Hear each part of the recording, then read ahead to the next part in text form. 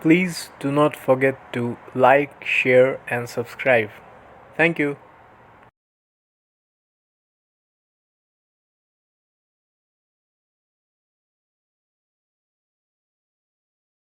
File 40. Chapter 17. From Cape Horn to the Amazon. How I got onto the platform I have no idea. Perhaps the Canadian had carried me there. But I breathed.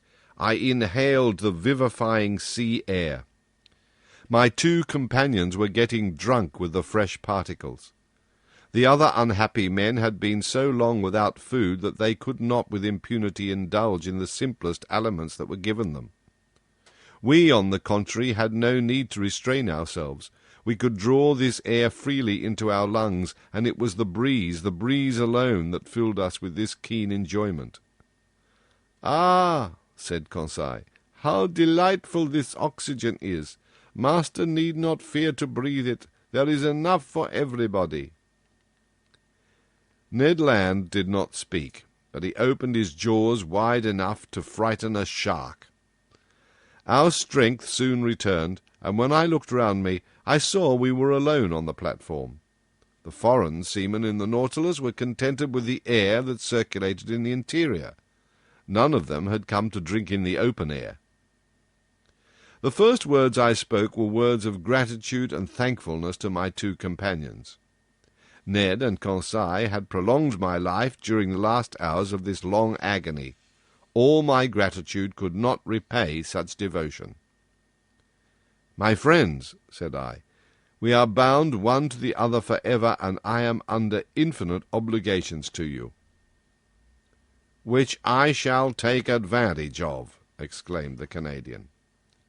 "What do you mean?" said Conseil.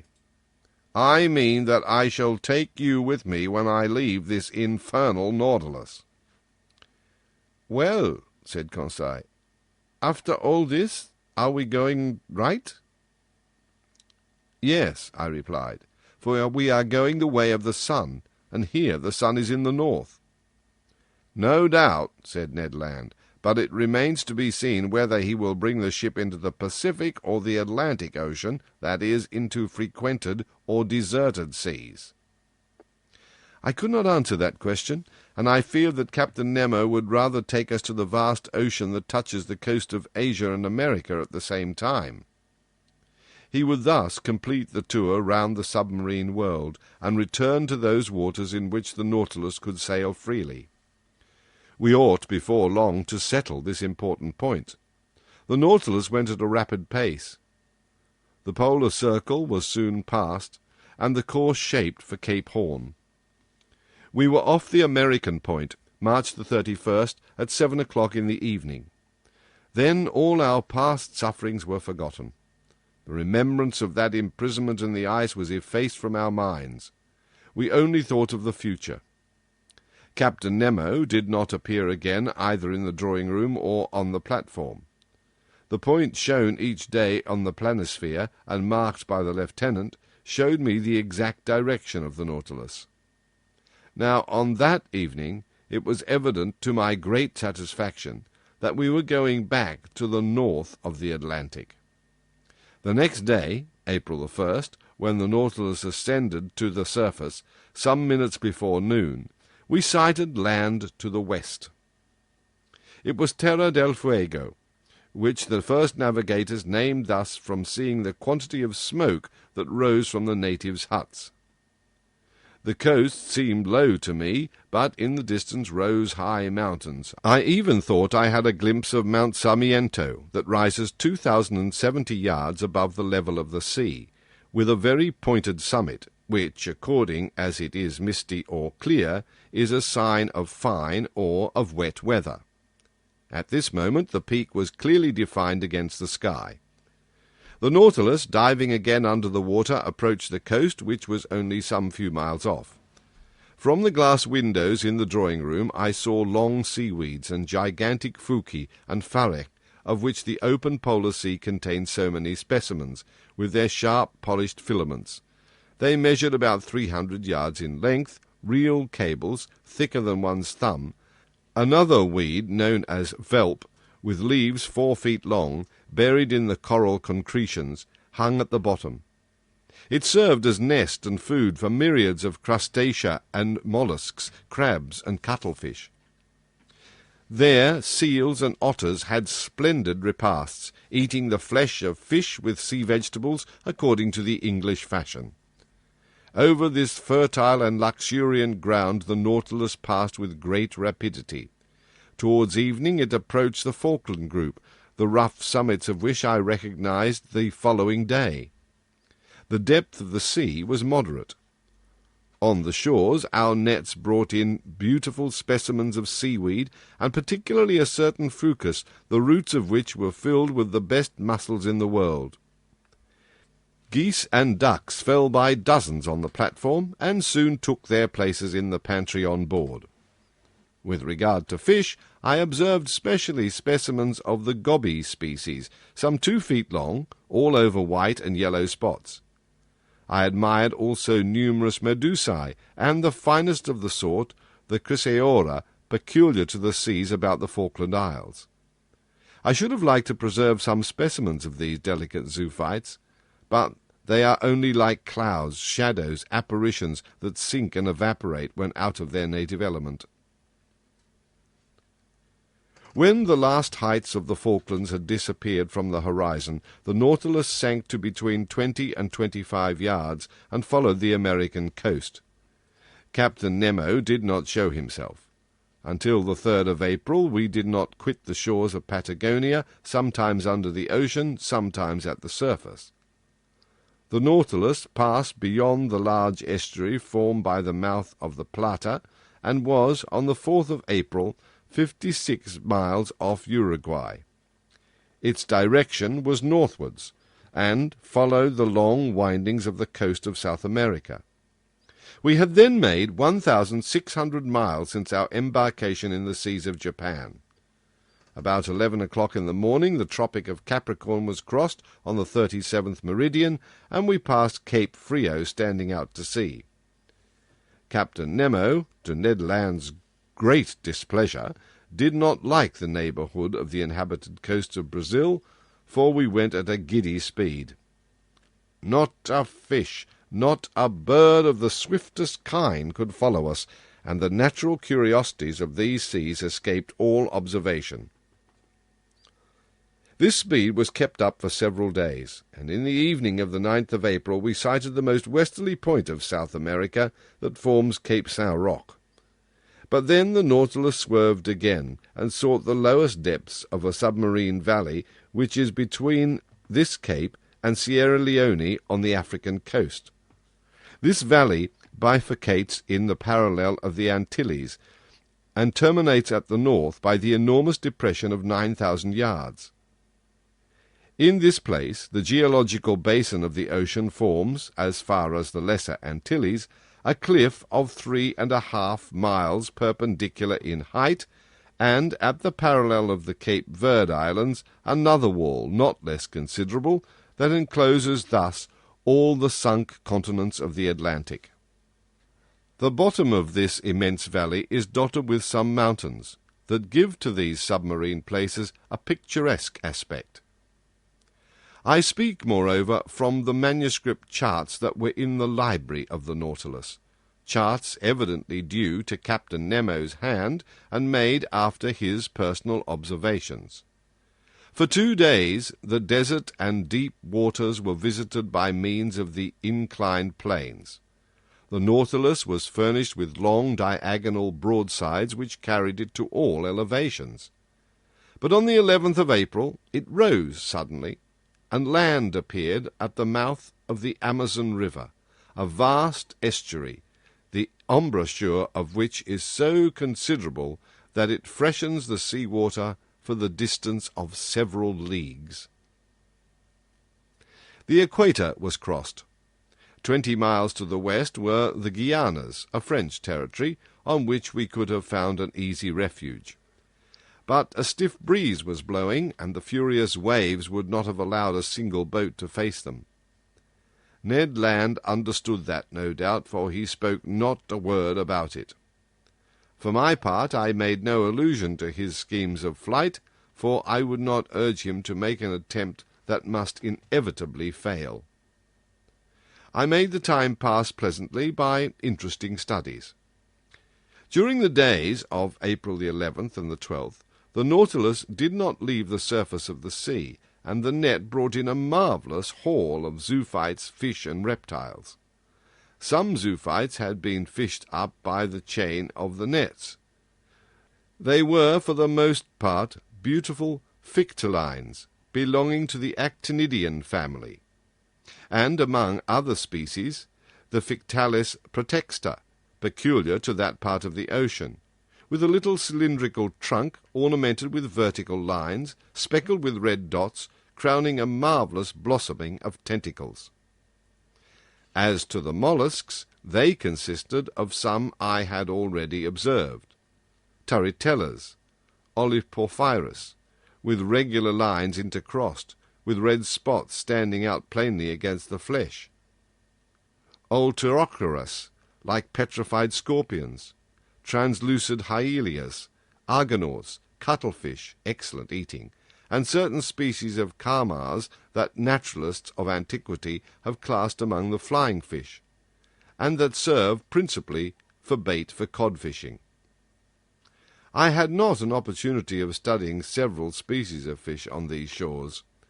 Amongst the cartilaginous ones, Petromyzones prica, a sort of eel 15 inches long, with a greenish head, violet fins, grey-blue back, brown belly, silvered and sown with bright spots, the pupil of the eye encircled with gold, a curious animal that the current of the Amazon had drawn to the sea, for they inhabit fresh waters, tuberculated streaks, with pointed snouts, and a long loose tail armed with long jagged sting, little sharks a yard long, grey and whitish skin, and several rows of teeth bent back, that are generally known by the name of pantoufles, vespertilios, a kind of red isosceles triangle, half a yard long, to which pectorals are attached by fleshy prolongations that make them look like bats, but that their horny appendage, situated near the nostrils, have given them the name of sea unicorns. Lastly, some species of ballistae, the Curasavian, whose spots were of a brilliant gold colour, and the Capriscus of clear violet, and with varying shades like a pigeon's throat. I end here this catalogue, which is somewhat dry perhaps, but very exact, with a series of bony fish that I observed in passing belonging to the Apteronotes, and whose snout is white as snow, the body of a beautiful black marked with a very long, loose, fleshy strip.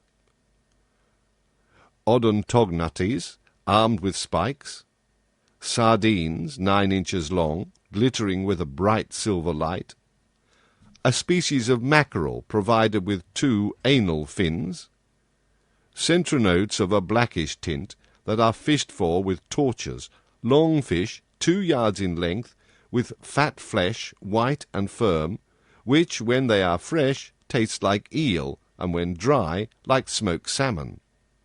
Lubres, half red, covered with scales only at the bottom of the dorsal and anal fins. Chrysoptera, on which gold and silver blend their brightness with that of the ruby and topaz. Golden-tailed spares, the flesh of which is extremely delicate, and whose phosphorescent properties betray them in the midst of the waters. Orange-coloured spares with a long tongue. Maigres, with gold caudal fins, dark thorn-tails, anableps of Suriname, etc. Notwithstanding this, etc., I must not omit to mention fish that Conseil will long remember, and with good reason. One of our nets had hauled up a sort of very flat ray-fish, which, with the tail cut off, formed a perfect disk, and weighed 20 ounces. It was white underneath, red above, with large round spots of dark blue encircled with black, very glossy skin terminating in a bivalve fin. Laid out on the platform, it struggled, tried to turn itself by convulsive movements, and made so many efforts that one last turn had nearly sent it into the sea. But Conseil, not wishing to let the fish go, rushed to it, and before I could prevent him, had seized it with both hands. In a moment he was overthrown, his legs in the air, and half his body paralyzed, crying, "Oh, master, master, come to me!" It was the first time the poor boy had not spoken to me in the third person. The Canadian and I took him up and rubbed his contracted arms till he became sensible. The unfortunate Conseil had attacked a crampfish of the most dangerous kind, the cumana.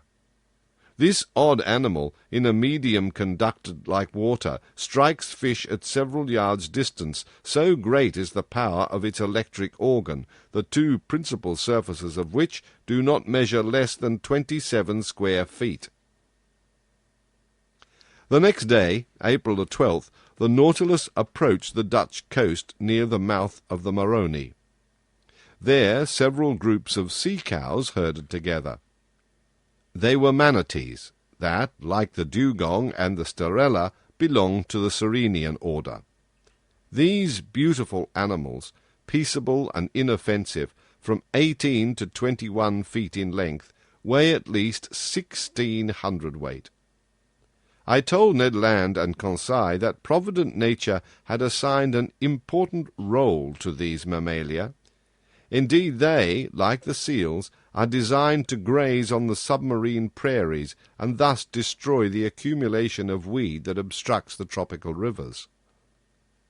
"And do you know," I added, "what has been the result since men have almost entirely annihilated this useful race? That the putrefied weeds have poisoned the air, and the poisoned air causes the yellow fever that desolates these beautiful countries. Enormous vegetations are multiplied under the torrid seas, and the evil is irresistibly developed from the mouth of the Rio de la Plata to Florida. If we are to believe Toussenel, this plague is nothing to what it would be if the seas were cleared of whales and seals. Then, infested with pulps, medusae, and cuttlefish, they would become immense centres of infection, since their waves would not possess these vast stomachs that God has charged to infest the surface of the seas." However, without disputing these theories, the crew of the Nautilus took possession of 6 manatees. They provisioned the larders with excellent flesh, superior to beef and veal. This sport was not interesting. The manatees allowed themselves to be hit without defending themselves. Several thousand pounds of meat were stored up on board to be dried. On this day a successful haul of fish increased the stores of the Nautilus, so full of game were these seas. They were echinides, belonging to the third family of the Malacopterogenes. Their flattened discs were composed of transverse movable cartilaginous plates, by which the animal was enabled to create a vacuum, and so to adhere to any object like a cupping glass. The remora that I had observed in the Mediterranean belongs to this species. But the one of which we are speaking was the Echinias austriacera, peculiar to this sea. The fishing over, the Nautilus neared the coast. About here a number of sea turtles were sleeping on the surface of the water. It would have been difficult to capture these precious reptiles, for the least noise wakens them, and their solid shell is proof against the harpoon. But the echinice effects their capture with extraordinary precision and certainty.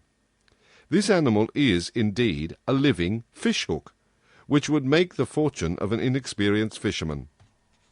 The crew of the Nautilus tied a ring to the tail of these fish, so large as not to encumber their movements, and to this ring a long cord lashed the ship's side by the other end. The echinides, thrown into the sea, directly began their game, and fixed themselves to the breastplate of the turtles. Their tenacity was such that they were torn rather than let go their hold. The men hauled them on board, and with them the turtles to which they adhered. They took also several cucuan, a yard long, which weighed 400 pounds. Their carapace covered with large horny plates, thin, transparent, brown, with white and yellow spots, fetch a good price in the market. Besides, they were excellent in an edible point of view, as well as the fresh turtles, which have an exquisite flavour. This day's fishing brought to a close our stay on the shores of the Amazon, and by nightfall the Nautilus had...